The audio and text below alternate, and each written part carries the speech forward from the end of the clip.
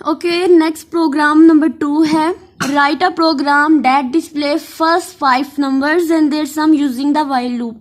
तो जल्दी से हम लोग क्या करते हैं, पहले इसका हम लिख लेते हैं स्ट्रक्चर। ठीक है, मैं फिर बता रही हूँ, सबसे पहले आप लोगों ने इसका स्ट्रक्चर लिखना है और उतनी स्पेस छोड़ देनी है जितनी आपकी लॉजिक लगनी है।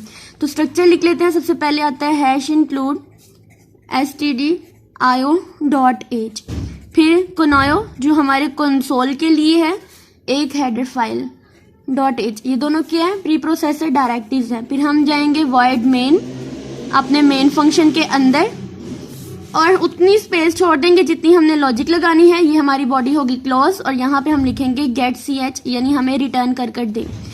अब देखो, हमें सबसे पहले क्या करना है, एक वेरिएबल लेना है इंट। आपकी बुक पे सी गिवन है, आप वेरिएबल जरूरी नहीं कि बुक वाला ही हो, आप कोई भी ले सकते हैं, लेकिन मैं आपकी बुक के अकॉर्डिंग ही चलूंगी, सी। ठीक है, और दूसरा हमने लेना है सम। सबसे पहले तो हम लोगों ने लेना है 5 नंबर डिस्प्ले कराने हैं, दूसरा सम। तो क्यों ना सम को करने से पहले इन 5 नंबर्स को डिस्प्ले करा लिया जाए और उसकी लॉजिक बाद में लगा ली जाए। तो c इज इक्वल टू, हम लोगों ने कहां से करनी है इसकी इनिशियल वैल्यू, वाइल के लिए मैं फिर से बता रही हूँ, सबसे पहले इनिशियलाइजेशन, दूसरी कंडीशन, तीसरी इंक्रीमेंट और डिक्रीमेंट। तो सबसे पहले इनिशियलाइजेशन करते हैं, 1 to 5 तक जाना है तो हम 1 लिखेंगे, उसके बाद लिखेंगे वाइल कंडीशन, एक लाइन छोड़ दें सम के लिए, उसके बाद लिखेंगे c less than equal to 5। ठीक है, उसके बाद इसकी बॉडी बनाएंगे और इसके अंदर हम लोग कर देंगे प्रिंट एफ। और ये भी बात याद रखनी है कि वाइल के अंदर सिर्फ एक ही प्रिंट एफ की स्टेटमेंट लगती है।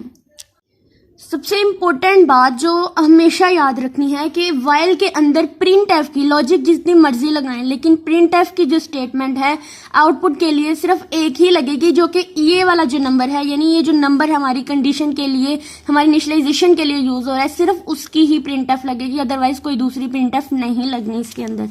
प्रिंट एफ लिखेंगे %d\n, और फिर यहाँ पर हमें C शो हो जाएगा। उसके बाद हम क्या करेंगे, इसका इंक्रीमेंट करेंगे C++। अब ये चीजें तो हम जब इसको रन करेंगे तो हमारी आउटपुट में क्या आएगा, 1 आएगा, 2 आएगा, 3, 4 और 5, यानी 5 तक हमारी कंडीशन चलेगी।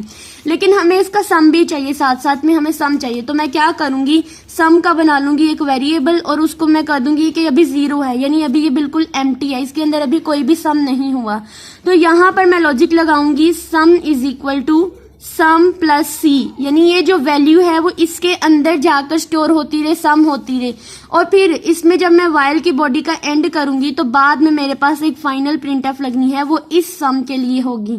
ठीक है, प्रिंट एफ %d, और मैं यहाँ पर हम यहाँ पर लिख लेते हैं स्टेटमेंट सम इज %d, और कोमा यहाँ पे मैं अपना सम जो है वो शो करा दूंगी। अब इसका काम कैसे होता है बैकएंड पे मैं वो आपको समझाती हूँ। 5 तक हमें आउटपुट मिलेगी, लेकिन हमारा अब साथ साथ सम भी होता जाएगा। देखो सम के अंदर क्या था, 0, अभी कुछ भी नहीं, और मैं सी की भी दोबारा से बना देती हूँ। इसके अंदर क्या था, 1। सबसे पहले 1 की कंडीशन चेक हुई, वो लेस देन इक्वल टू 5 था, और उन्होंने हमें 1 जो है वो प्रिंट करके दे दिया। उसके बाद इसके अंदर एक का इंक्रीमेंट होता रहा। ठीक है, फिर हम लोग इस सम पर आए। अब sum is equal to sum plus c, तो जो चीज प्रिंट हुई है सी में वो क्या है, 1 है, और सम के अंदर क्या था, 0। तो मतलब यहाँ पर सम की जगह अब क्या प्रिंट होगा, 0 प्रिंट होगा। तो उसके बाद वो बाहर जाएगा, और अभी इसकी कुछ भी नहीं, अभी हमारी जब तक लूप ने फॉल नहीं होना तब तक वो बाहर वाली स्टेटमेंट को प्रिंट नहीं कराएगा। यानी जो लूप के अंदर है अभी वही चलेगा, जब तक इस लूप ने फॉल नहीं होना तब तक मेरी ये सम की स्टेटमेंट जो है वो रन नहीं होगी, लेकिन सम की मेमोरी के अंदर वो चीजें स्टोर होती रहेंगी। ठीक है, उसके बाद दोबारा गया, अब सी के अंदर इंक्रीमेंट हुआ, क्या हो गया, वो 2। ठीक है, यहाँ पर इसके अंदर क्या आ गया, 2। अब 2 को चेक करेगा, less than equal to 5, yes condition true है, दोबारा जाएगा और 2 जो है मेरे पास यहाँ पे प्रिंट करा देगा। फिर अंदर गए, इसके अंदर इंक्रीमेंट होगा, वो 3 हो जाएगा, और फिर सम के अंदर 1 था और सी की वैल्यू क्या थी, 2, तो 1 + 2 क्या हो गया मेरे पास, वो हो गया 3 हो गया। ठीक है, दोबारा से जाएगा, अब जो इंक्रीमेंट हुआ था सी के अंदर वो 3 का था, तो 3 को हम चेक करेंगे, less than equal to 5 condition true है, दोबारा से जाएगा अंदर, तो मेरे पास जो है वो 3 प्रिंट करा देगा।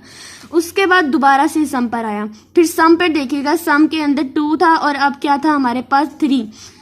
ठीक है, अब यहाँ पर जो है वो देखें, अब यहाँ पर क्या था, 3, और यहाँ पर भी क्या है 3, तो 3 + 3 क्या हो गया मेरे पास 6। अब यहाँ पर 3 कैसे आया, देखो जब यहाँ पर हमारे पास ये वाला 3 है, इसके अंदर जब हम ये वाले 3 को जो हमने प्रिंट कराया है उसको ऐड करेंगे तो वो क्या हो जाएगी, वो हो जाएगा 6 हो जाएगा।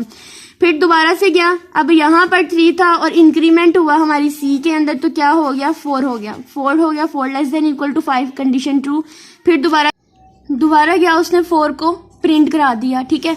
अब देखो अब यहाँ पर सम +6 था, अब सम क्या था मेरे पास 6 था और सी क्या था मेरे पास 4 था, तो 6 + 4 कितना हुआ मेरे पास, हो गया 10, ठीक है 10 हो गया। उसके बाद अभी ये स्टेटमेंट रन नहीं होगी, क्यों, क्योंकि अभी मेरी कंडीशन फॉल नहीं हुई। दोबारा जाएगा, 4 के अंदर इंक्रीमेंट हुआ, सी में क्या आ जाएगा 5, ठीक है। ये सारा काम इसके बैकएंड पे हो रहा होता है, इसकी आउटपुट हमें इस तरह से मिल रही होती है। 5 आया, फिर देखेगा 5 ≤ 5 कंडीशन ट्रू है, दोबारा जाएगा और वो 5 को प्रिंट करा देगा इस स्टेटमेंट के थ्रू। फिर अंदर गया 5, यहाँ पर सम को देखा, सम = सम क्या था मेरे पास 10 के अंदर उसने 5 को इंक्रीमेंट किया तो क्या बन गया 15 बन गया, यानी सम के अंदर टोटल वैल्यू कितनी आ गई 15। फिर दोबारा यहाँ पे इंक्रीमेंट पे आएगा, तो सी क्या था 5 + 1 करेगा कितना हो जाएगा, वो 6 हो जाएगा। तो जब यहाँ पर जाएगा तो 6 ना तो 5 से लेस है और ना ही इक्वल है, तो यहाँ पर कंडीशन होगी फॉल, यानी अब मेरी बाहर वाली प्रिंटफ चलेगी, सम इज पर सम। तो यहाँ पर कैसे आउटपुट आएगी, सम इज, अब मेरे ये परसेंटेज डी शो करा रहा है कि मेरे सम के अंदर क्या स्टोर है, तो लास्ट वाली वैल्यू चेक करेंगे 15, तो मेरे सम के अंदर क्या आ जाएगा 15। अगर हम इन सब का सम करें तो भी मुझे ये 15 ही वैल्यू देता है।